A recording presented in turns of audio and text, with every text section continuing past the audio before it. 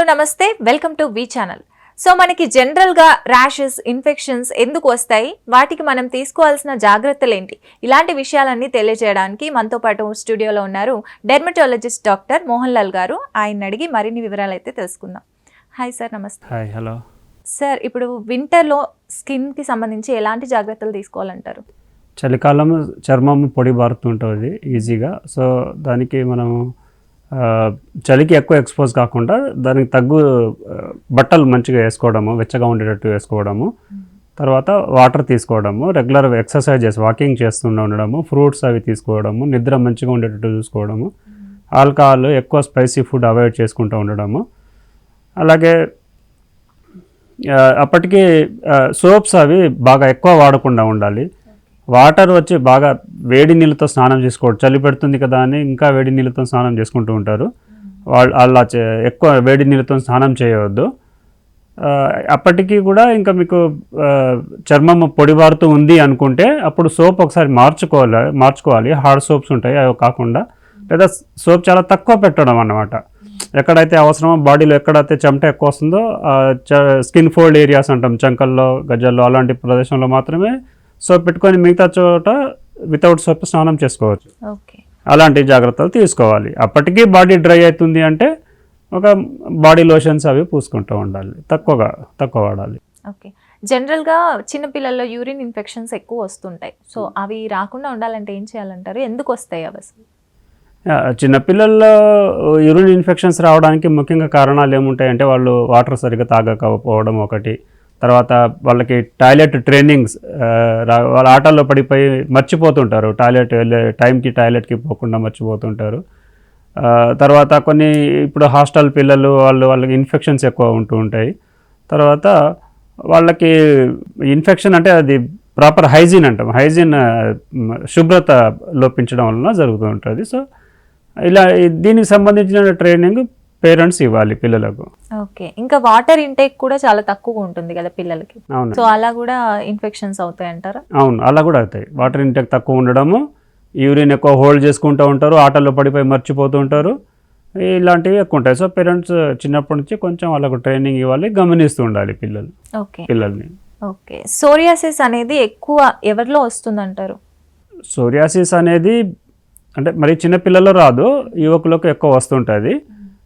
Psoriasis రావడానికి ఒక particular కారణం అని ఉండదు, అది ఆటో ఇమ్యూన్ సిస్టమ్ అంటాం. సో తన బాడీ శరీర తత్వాన్ని బట్టి అది వస్తుంది.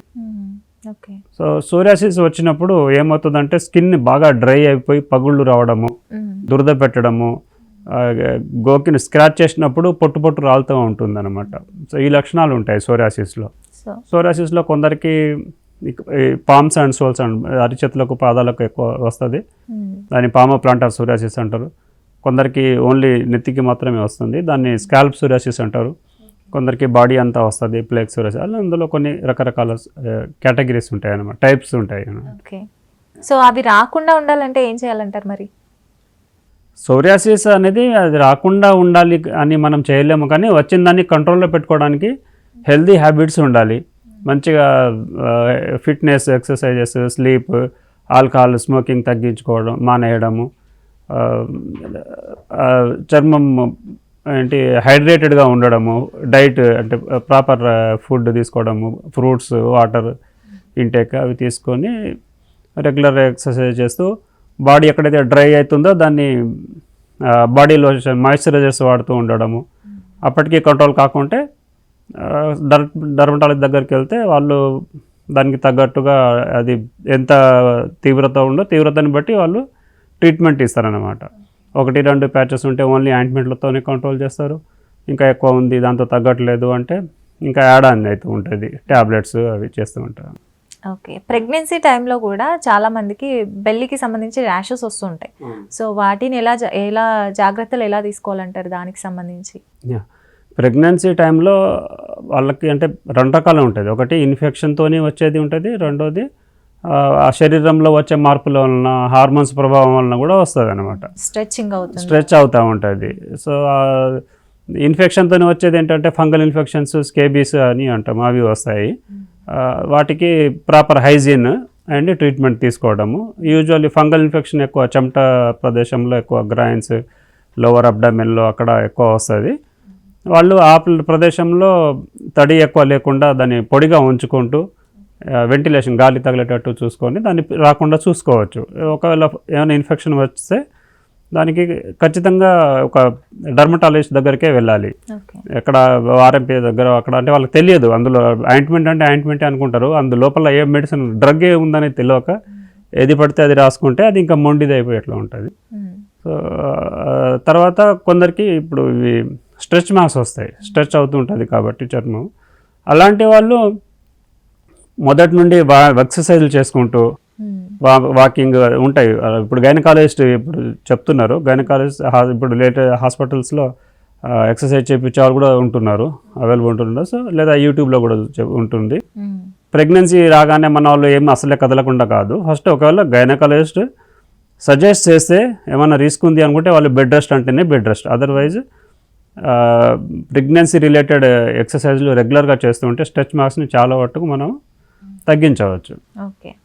సో ఇప్పుడున్న జనరేషన్లో ఎక్కువ కామన్ ప్రాబ్లం ఏంటంటే హెయిర్ ఫాల్ అని చెప్పొచ్చు మనము. సో దాన్ని ఎలా కంట్రోల్ చేసుకోవాలంటారు? హెయిర్ ఫాల్ అనేది అసలు హెయిర్ ఫాల్ అవగానే ట్రీట్మెంట్ కానీ పరిగెత్తకుండా ఎందుకు హెయిర్ ఫాల్ అవుతుంది అనేది చూసుకోవాలి. హెయిర్ ఫాల్కి కారణం ఏముంది? కొందరికి హిమోగ్లోబిన్ తగ్గిపోయి, విటమిన్ డెఫిషియన్సీ ఉండి, లేదా థైరాయిడ్ ఇష్యూస్ ఉండి, లేదా ఎక్కువ స్ట్రెస్ ఎక్కువ ఉండి, ఇలాంటివి హెయిర్ ఫాల్ ఇంకా కారణాలు ఉంటాయి అన్నమాట.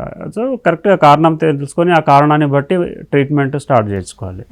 కొందరికి ఏంటి హార్డ్ షాంపూస్ అవి వాడడము, కోంబింగ్ బాగా దువ్వుకోవడము స్టైల్స్కి, అట్లా కూడా స్ట్రెచ్ ఇది అవుతుంటుంది, హెయిర్ ఫాల్ అవుతుంటుంది. గట్టిగా కట్టినప్పుడు హెయిర్ ఫాల్, ఇట్లా చాలా కారణాలు ఉంటాయి, ఒకటని చెప్పలేము. కారణం ఒక్కొక్కరికి ఒక్కొక్క కారణం ఉంటుంది కాబట్టి ఎవరికి ఏ కారణం వలన హెయిర్ ఫాల్ అవుతుందో అది చూసుకొని దానికి ట్రీట్మెంట్ స్టార్ట్ చేసుకోవాలి. ఓకే. సో సొంతంగా క్రీమ్స్ వాడడం అనేది ఎంతవరకు మంచిది అంటారు? సొంతంగా క్రీమ్ వాడడం వలన మంచి చాలా తక్కువ ఉంటుంది, అసలు మంచి ఉందో లేదో తెలియదు, కానీ చెడు మాత్రం చాలా ఎక్కువ ఉంటుంది. ఎందుకంటే ఇప్పుడు ఇది ఒక ఫెయిర్నెస్ ఈ యుగం నడుస్తుంది. పిల్లలకు ముఖం మీద చిన్న మొటిమ వస్తే కూడా వాళ్ళు అదేదో జబ్బు వచ్చేసినట్టు ఫీల్ అవుతున్నారు. యాక్చువల్లీ యంగ్ ఏజ్ వాళ్ళకు మొటిమలు సహజంగా వస్తూ ఉంటుంది, అవి వస్తుంది, కొంచెం ఏజ్ పెరుగుతుంటే తగ్గిపోతూ ఉంటుంది, లేదా కాస్త ఫిట్నెస్ డైట్ అవి మెయింటైన్ చేసి కూడా తగ్గిపోతూ ఉంటుంది. హార్మోనల్ దాన్ని బట్టి కూడా ఉంటుంది అన్నమాట, అప్ అండ్ డౌన్ ఉంటాయి మొటిమలు ఇవన్నీ. కానీ దానికే వీళ్ళు మెడికల్ షాప్కి వెళ్ళో, లేదంటే టీవీలో పేపర్లో చూసి, యూట్యూబ్లో చూసో, లేదంటే తెలవక ఎవరైనా ఆర్ఎంపీ ఇచ్చిందనో ఆయింట్మెంట్ ఏదో పూసుకుంటూ ఉంటారు. ఆ ఆయింట్మెంట్స్లో స్టిరాయిడ్స్ ఉంటాయి అన్నమాట. స్టిరాయిడ్ ఆయింట్మెంట్ నీకు ఇనిషియల్గా మంచి రిజల్ట్ ఇచ్చినట్టు అనిపిస్తుంది, కానీ అది ఆ సమస్యని ఇంకా జటిలం చేస్తుంది, ఇంకా స్ట్రాంగ్ చేస్తుంటుంది. ఒకసారి ఆ స్టిరాయిడ్ ఆపేసిన తర్వాత ఫేస్ అంతా ఖరాబ్ చేసుకొని మళ్ళీ అంత డ్యామేజ్ అయిపోయి, మరకలు అంతా అయిపోయి, స్కిన్ అంతా పీక్కుపోయి అప్పుడు మా దగ్గరికి వస్తుంటారు అనమాట. ఇది సెల్ఫ్ మెడికేషన్తో, దీన్నే స్టిరాయిడ్ మిస్యూజ్ అంటాము. సో వాళ్ళకి తెలియక అట్లా ఆ సమస్యలు పడుతుంటారు వాళ్ళు.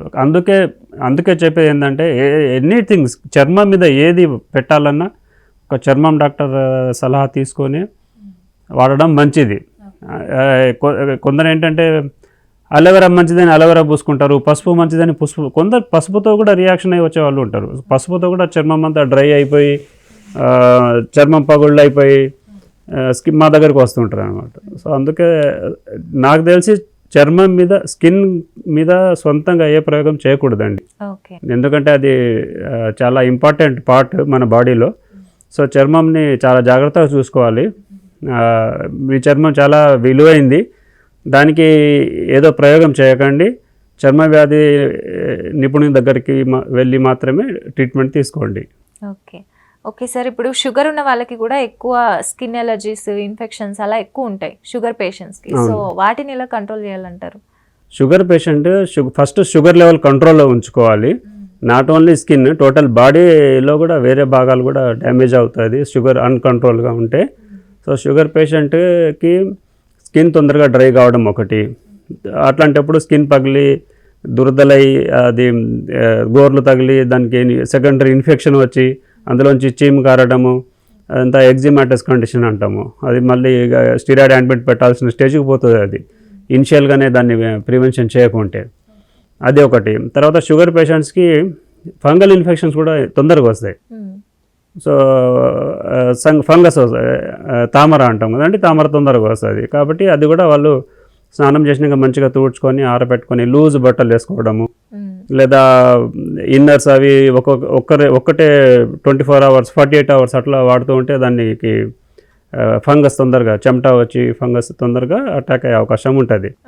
కావున ఫ్రీక్వెంట్గా క్లోత్స్ వాష్ చేయడము, ఫ్రీక్వెంట్ చేంజ్ చేసుకోవడము, వాటిని ఆరబెట్టి ఇస్త్రీ చేసుకోవడము, ఇన్నర్స్ని కూడా, అట్లాంటి ప్రాక్టీస్లు కొన్ని చూసుకోవాలి. ఏదైనా కొంచెం ఫంగల్ ఇన్ఫెక్షన్ ఏదైనా ఇన్ఫెక్షన్ ఉంది అంటే మాత్రం తొందరగా స్కిన్ డాక్టర్ దగ్గరికి వెళ్ళి చూపించుకోవాలి. ఓకే. సో పొడి చర్మం ఉన్న వాళ్ళు ఈ వింటర్ సీజన్లో ఎలాంటి కేర్ తీసుకోవాలంటారు? పొడి చర్మం కొందరికి బై బర్త్ కూడా వస్తుంది. కొందరికి వాళ్ళ శరీరం తీరుని బట్టి ఇక్తియోసిస్ అని అంటాము అది. తర్వాత కొందరికి హెరిడిటరీగా కూడా కొంత డ్రై స్కిన్ ఉంటుంది. సో పొడి చర్మం ఉండేవాళ్ళు ఫస్ట్ బాగా చలికి ఎక్స్పోజ్ కావద్దు ఒకటి. తర్వాత ప్రాపర్ హైడ్రేటెడ్గా ఉంచుకోవాలి బాడీని, అంటే బై టేకింగ్ వాటర్, మంచి సఫిషియంట్ వాటర్, ఫ్రూట్స్, మంచి సేమ్ ఇంతకుముందు చెప్పినట్టు స్లీప్, ఎక్సర్సైజ్ అవన్నీ చూసుకోవాలి. అప్పటికీ కూడా డ్రై అవుతుంటే ఒక మంచి మాయిశ్చరైజర్స్ అప్లై చేసుకోవచ్చు. ఓకే. ఇప్పుడు షేక్ హ్యాండ్స్ ఇవ్వడం వల్ల, ఇలా ఏమైనా చేయడం వల్ల స్కిన్ అలర్జీస్ అంటే స్ప్రెడ్ అయ్యే ఛాన్సెస్ ఉన్నాయా? షేక్ హ్యాండ్ వలన ఒక చర్మ వ్యాధి ఒకటే కాదు, మిగతా వైరసెస్ కూడా వ్యాపిస్తాయి. అది మనం ఇంతకుముందు కోవిడ్ టైంలో చూసినాము. సో మనం ఏం చేసినా చేతుల మీద మనకు ఏదో ముట్టుకుంటూ ఉండడము, తుడుచుకుంటూ ఉండడము, కడుగుతాము అన్నీ చేస్తాయి. కాబట్టి మన హ్యాండ్స్ మీద కొన్ని సూక్ష్మ క్రిములు ఉంటాయి. సో వైరస్ ఉంటుంది, లేదా ఫంగస్, వేరే ఇన్ఫెక్షన్స్ ఉంటాయి అన్నమాట. సో దానివలన ఇప్పుడు నా చేతికి చాలా ఏదో ఇన్ఫెక్షన్స్ ఉన్నాయి. నేను మీకు షేక్ హ్యాండ్ ఇచ్చిన, మీరు షేక్ హ్యాండ్ తీసుకున్న తర్వాత నాకు జలుబు, దగ్గు అవన్నీ ఉన్నాయి. సో నా చేతి మీద వైరస్ ఉండొచ్చు. మీరు షేక్ హ్యాండ్ ఇచ్చినప్పుడు మీకు షేక్ హ్యాండ్ మీ చేతుల మీదకి ట్రాన్స్ఫర్ అవుతుంది. ఆ తర్వాత మీరు నోట్లో దగ్గర మూతి తుడుచుకోవడం కానీ, ముక్కుల దగ్గరికి చేతులు గిచ్చుకోవడం చేస్తూ ఉంటారు. సో అట్లా చేయి నుంచి ఎక్కడికి వెళ్ళింది, మన ఓరల్ క్యావిటీ, నోస్ దగ్గరికి పోతుంది అన్నమాట. ఈ విధంగా అది ట్రాన్స్మిట్ ఒక దగ్గర నుంచి ఇంకో చోటకి, ఒక వ్యక్తి నుంచి ఇంకో వ్యక్తికి మైక్రో ఆర్గానిజమ్స్ అనేవి ట్రాన్స్మిట్ అవుతుంటాయి. సో ఇలా ఈ వైరల్ ఇన్ఫెక్షన్స్ వస్తుంటుంది ఒకటి. తర్వాత ఇంకా దగ్గరగా క్లోజ్ కాంటాక్ట్లో ఉండే వాళ్ళకి యూజువల్లీ హాస్టల్లో పిల్లలకు చూస్తుంటాము, స్కేబీస్ అంటారు, గజ్జి. అది హాస్టల్ పిల్లలకి ఒకరి నుంచి ఒకరికి వస్తుంటుంది. క్లోజ్ కాంటాక్ట్, రెగ్యులర్గా క్లోజ్ కాంటాక్ట్ ఉండే వాళ్ళకి స్కేబీస్గా ఎక్కువ వస్తుంది. ఇంకా ఫంగస్ కూడా వస్తుంది, బట్ తక్కువ వస్తుంది. స్కేబీస్ అయితే ఈజీగా క్యాచ్ అవుతుంటుంది. ఇలా ఇంకా కొన్ని ఆర్గానిజమ్స్, మైక్రో ఆర్గానిజమ్స్ కూడా ఒకరి నుంచి ఒకరికి షేక్ హ్యాండ్స్ వలన ట్రాన్స్మిట్ అయ్యే అవకాశం ఉంటుంది. ఓకే. ఎలాంటి జాగ్రత్తలు తీసుకోవాలంటారు మరి? చేతులు కడుక్కోవడం సోప్తో, ఫ్రీక్వెంట్గా సోప్తో మాత్రమే వాష్ చేయాలి.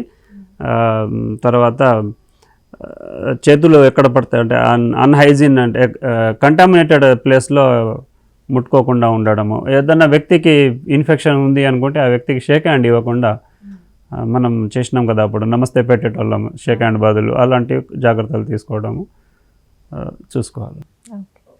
చూసారు కదా, చర్మ వ్యాధులకు సంబంధించి ఎలాంటి జాగ్రత్తలు తీసుకోవాలనేది. మరొక ఇంటర్వ్యూతో మళ్ళీ కలుద్దాం.